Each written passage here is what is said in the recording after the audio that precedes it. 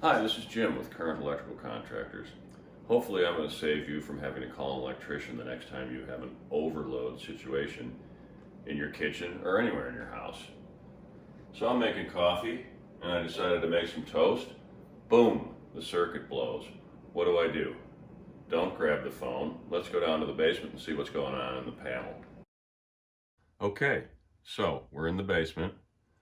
I'm going to explain something about circuit breakers before I open the panel. There's 3 positions for every circuit breaker: on, tripped, and off.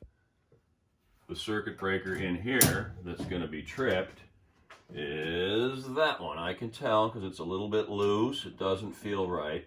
So in order to turn it back on again, I can't just reset it. I have to go off, back on. Now that circuit's on and power's restored upstairs. Then when you go upstairs, you might want to remember to plug the coffee maker into another outlet so it's on a different circuit and you won't have an overload situation. Hope that helps.